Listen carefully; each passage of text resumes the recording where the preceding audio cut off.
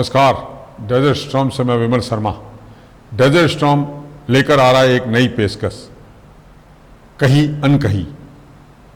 ये कार्यक्रम जैसलमेर की महिलाओं के लिए प्रसारित किया जा रहा है। इस कार्यक्रम में महिलाओं द्वारा कहीं अनकहीं के माध्यम से अपनी बात महिलाओं के सशक्तिकरण के लिए अपनी बात रखेंगी, अपने जीवन की अनछुए पहलुओं को चर्चा करेगी। इनसे चर्चा करेगी हमारी एंकर योगिता सोनी, और हर रविवार को ये दोपहर 2:30 बजे के लगभग प्रसारित किया जाएगा। इसे देखना ना भूलें, ज़रूर देखें। बिन सफ़र बिन मंजिलों का रास्ता होना चाहती हूँ, कहीं दूर जंगल में ठहरा हुआ दरिया होना चाहती हूँ। एक ज़िंदगी होना चाहती हूँ बिन रिश्तों बिन रीति रिवाज की, कहीं दूर आसमान में बहता हुआ झरना होना चाहती हूँ। मैं होना चाहती हूँ। नमस्कार, मैं योगिता सोनी और आप देख रहे हैं डेजर्ट स्टॉर्म न्यूज़ की सीरीज़ कहीं अनकहीं, जिसमें आज की हमारी मेहमान हैं डॉक्टर अज़रा मलिक, जो कि एक साइकोलॉजिस्ट हैं। और आइए उनसे हम बातचीत शुरू करते हैं। अज़रा जी, आपका बहुत बहुत स्वागत है। Thank you. ये आप अपनी फील्ड के बारे में बताइए। जैसे आपने बताया कि आप काउंसलर हैं। हाँ, psychologist, as a psychologist, as a counsellor जो काउंसलिंग करते हैं। जी, साइकोलॉजी बस से ना थोड़ा सा वो साइको दिमाग में क्लिक होता है। बिल्कुल राइट। लोगों की मेंटेलिटी यही है कि साइकोलॉजी, बहुत से लोगों को जब फर्स्ट बार पता चलता है ना कि भाई साइकोलॉजिस्ट है या साइकाइट्रिस्ट है, तो क्या पागलों का डॉक्टर है। राइट। लोगों की मेंटेलिटी यहीं तक ही सीमित है, आज भी यही सीमित है कि पागलों का डॉक्टर है, मगर ऐसा कुछ नहीं है।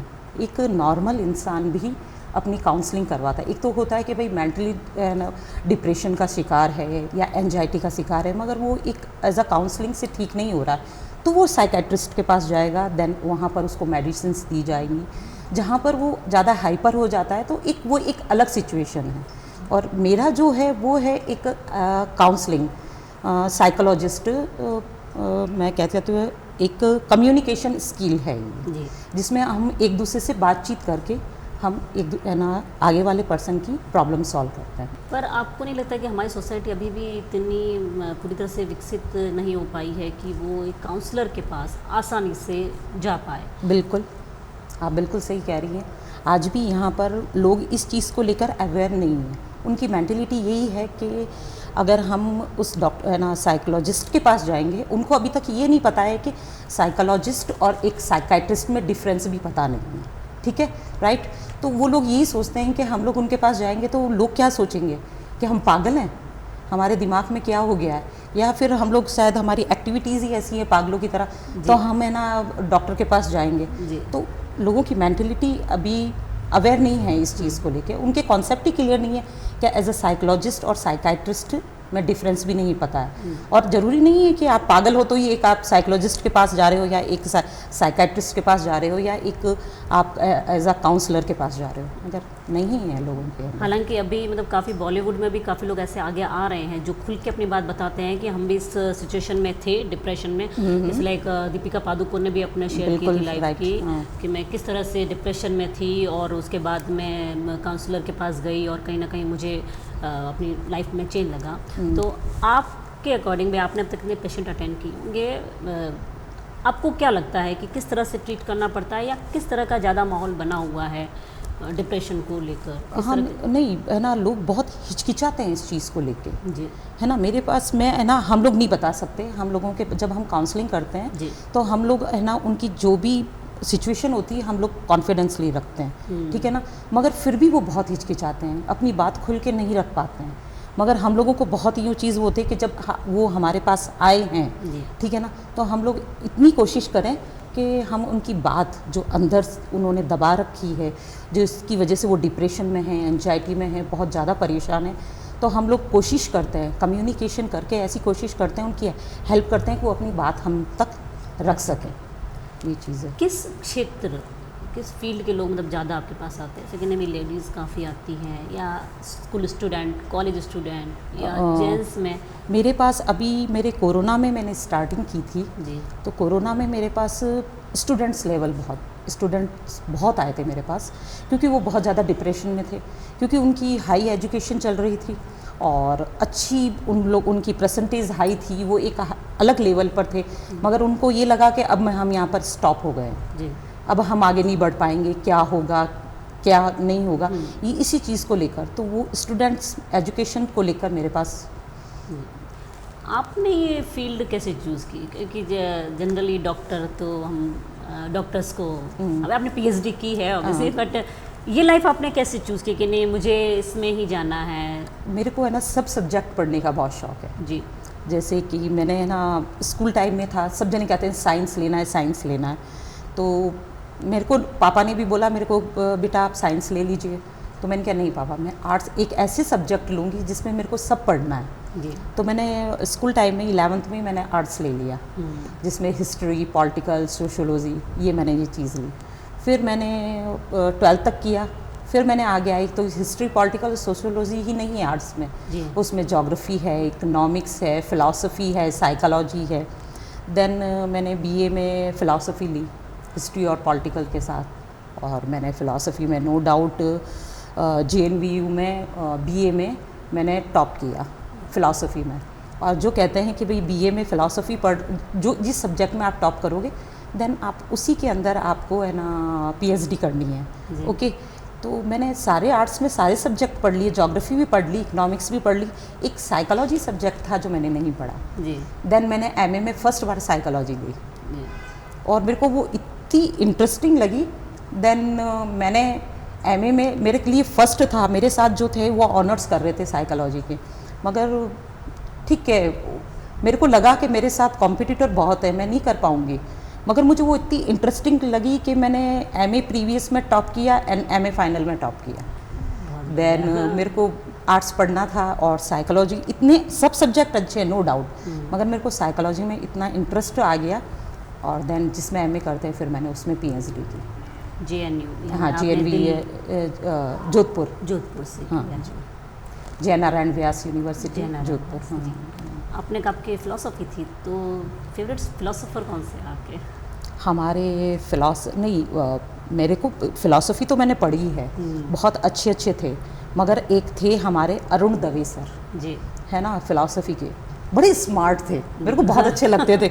मेरे को वो सर जिस तरह से पढ़ाते थे ना, तो उनकी जो बॉडी लैंग्वेज है, जो इंटरेस्ट लेकर वो मुझे जैसे मुझे नहीं, पूरी क्लास में हम लोग थे 46 स्टूडेंट, जिस तरीके से वो पढ़ाते थे ना, हम लोगों को बहुत इंटरेस्ट लेकर पढ़ाते थे, तो मुझे बहुत अच्छा लगता था, तो मैं उनकी बहुत बड़ी फ़ैन थी। तो उन्होंने सर ने कहा था कि अज़रा आपको इसमें करना चाहिए, जी एमए तो फ़िलासफ़ी में ही करना चाहिए, और आपने इतने अच्छे नंबर आए हैं आपके, आपने टॉप किया पूरे है ना JNU में, कैन हॉल जो कॉलेज था तो उसमें, मगर मैंने कहा सर प्लीज़ मुझे साइकोलॉजी पढ़नी है, आप तो मेरे को अप्रिशिएट कीजिए, आप मेरी हेल्प कीजिए।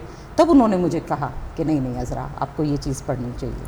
आप स्टडी आपने जोधपुर में की है, आप बेसिकली यहीं से हैं? नहीं, मैं जोधपुर से आप हूँ, जोधपुर ये से? ससुराल है मेरा। आपका यहाँ पर। ससुराल है। हाँ जी। तो आपको मायके और ससुराल, जोधपुर और जैसलमेर में क्या डिफरेंस? बहुत डिफरेंस, बहुत ज़्यादा, ज़मीन आसमान का, दिन रात का डिफरेंस, क्योंकि वहाँ का माहौल और यहाँ के माहौल में बहुत बहुत ज़्यादा डिफरेंस है।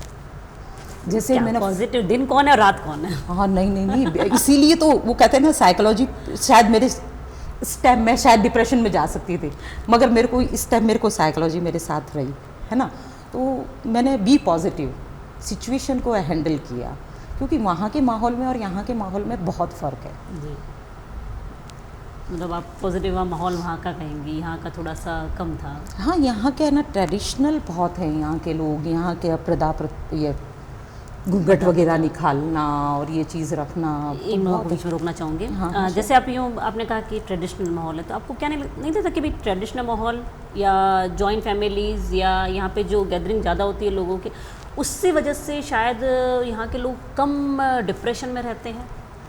क्या ये एक वजह हो सकती है इनके कम डिप्रेशन में रहने की? नहीं, ये कोई वजह नहीं है, क्योंकि मेरे पास पहले तो जैसलमेर में इतने नहीं मैंने देखा था, मगर मैंने देखा है अगर जॉइंट फैमिली में ये है ना, देखो पॉजिटिव और नेगेटिव दोनों है जी है ना। जॉइंट फैमिली भी है ना बहुत पॉजिटिवली भी बहुत सही है और नेगेटिव भी है, क्योंकि बहुत सारे है ना होता है ना पहले के लोग जो रोक टोक बंदिशें है ना जो एक एजुकेटेड लड़की के साथ वो की जाती है ना, तो वो भी डिप्रेशन में आ सकती है। और या फिर आप ये हैं कि आप बहुत ही ज़्यादा फ्रैंक हैं और आपका माहौल भी वैसा है, तो जॉइंट फैमिली भी आपको नहीं, कई बार ऐसा होता है ना कि जब ज़्यादा लोग हैं तो सबके माइंड सेटअप अलग अलग हैं, तो आपको एक से दूसरा, दूसरे से तीसरा बात करने, कहते हैं ना दुख बांटने से घटता है कुछ ऐसी और चीज़ सुख बांटने से बढ़ता है। हाँ तो राइट राइट। ऐसी कुछ भी मतलब चीज़ हो सकती है अगर आप उस तरह के फॉर्मेशन में रह रहे हो जॉइंट में या रीति रिवाजों में। जितने ज़्यादा हम लोग मिलेंगे करेंगे, रीति रिवाज का मतलब ही क्या है कि कहीं ना कहीं बार बार गैदरिंग होना, एक दूसरे से मिलना करना, तो हम बार बार जितना ज़्यादा मिलेंगे तो कहीं ना कहीं हमारी एक दूसरे से सोच भी मिलेगी, कहीं दो घड़ी बैठेंगे तो बात भी करेंगे, तो दुख भी थोड़ा कम होगा। और यही जब बड़ी सिटीज़ में जाते हैं तो वहाँ पे लोगों की गैदरिंग कम, या ये फंक्शन क्या मनाना, फैमिली शॉर्ट हो गई हैं, मम्मी पापा दो बच्चे, तो वो किससे टॉकिंग करें, तो कहीं ना कहीं वो भी हो जाता है। शायद उस वजह से वो डिप्रेशन वहाँ माहौल ज़्यादा रहता है सिंगल फैमिली में या बड़ी सिटीज़ में, जहाँ ये छोटी सिटी है। बिल्कुल राइट, बिल्कुल आप बिल्कुल सही कह रही है। बड़ी सिटीज़ में ये प्रॉब्लम बहुत ज़्यादा है, क्योंकि अभी भी यहाँ पर मैंने यहाँ पर देखा है कुछ हैं क्लाइंट मेरे, कुछ एज अ पर्सन जो हैं मेरे साथ, मगर बड़ी सिटीज़ में ज़्यादा है कंपेयर छोटी सिटी के। क्योंकि अभी मैं ऑनलाइन भी करती हूँ ना, तो मेरे पास बड़ी सिटी के जो मेरे पास जो क्लाइंट है वो बहुत ज़्यादा है, और इसी वजह से उनको डिप्रेशन है कि वो किसी से शेयर नहीं कर सकते। मम्मी भी वर्किंग है, पापा भी वर्किंग है, सिस्टर बाहर रहती है या ब्रदर बाहर रहता है, देन वो किसी से अपनी बात शेयर नहीं कर पाते, देन वो मुझसे करते हैं। हमारा एक पूरा ग्रुप है, उससे किया जाता है एज अ काउंसलिंग। अभी आपने भी थोड़े पल बताया कि मैं खुद भी एक तरह से हाँ की मरीज होने वाली थी। बिल्कुल मैं कहती हूँ कि एक तो बहुत बड़ी फैमिली और सबके घर बिल्कुल पास यहीं पे अंकल आंटी ये सब जने रहते हैं। देन उनकी यही है, पढ़ी लिखी बहू है। देन नो डाउट एजुकेशन मेरे ससुराल में भी अच्छी एजुकेशन है, ठीक है, सब एजुकेटेड हैं वहाँ पर, मगर फिर भी एक उस टाइम क्या है कि सब छोटे थे। मेरी शादी को 18 साल हो गए, ठीक है, वहाँ पर सब छोटे छोटे थे बच्चे, जो मेरे अंकल के बच्चे वगैरह सब छोटे थे। एजुकेशन में मेरे हस्बैंड, मेरे देवर और मेरे अंकल और मेरे आंटी, बस वही थे। तो उसके बाद 5th नंबर शायद मेरा ही था कि वो बहुत एजुकेटेड आ गई है। तो वो एक अलग है कि दादी नानी, उनकी नानी बुआ वगैरह क्या एजुकेटेड है, कैसे रहेगी घर में, कैसे सेट करेगी, इसको ऐसे नहीं रहना चाहिए, उसको ऐसे नहीं रहना चाहिए, तो फ़र्क पड़ता है तो बहुत ज़्यादा।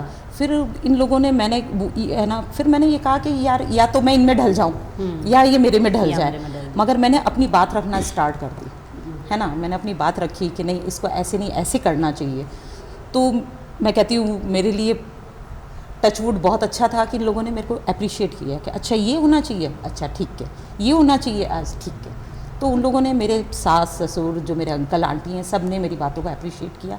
और आज हमारे घर में हर फील्ड का एक बनता है, यहीं पर जैसलमेर में एडवोकेट भी हैं, पुलिस में भी हैं, डॉक्टर्स भी हैं। मेरी खुद की है ना सिस्टर इन लॉ वगैरह हैं, वो MBBS कर रही हैं, और इंजीनियर भी हैं। हर फील्ड का बंदा हमारे यहाँ मिलेगा। अब मैं ये है ना बहुत गर्व से, आज मेरा जोधपुर में मन नहीं लगता है, मेरा यहाँ लगता है।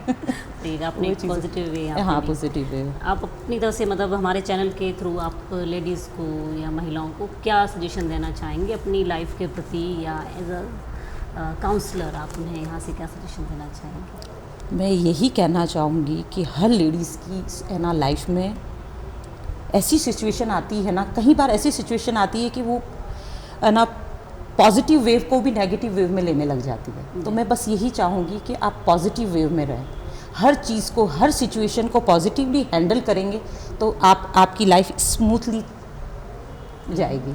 अगर आपने वही चीज़ नेगेटिव में ले ली ना, तो आपकी लाइफ बहुत ज़्यादा टफ हो जाएगी। इसलिए आप बी पॉजिटिव। ओके, हम व्यूवर्स को भी कहेंगे बी पॉजिटिव। अपना समय देने के लिए बहुत बहुत धन्यवाद नजरा जी। जी, थैंक यू।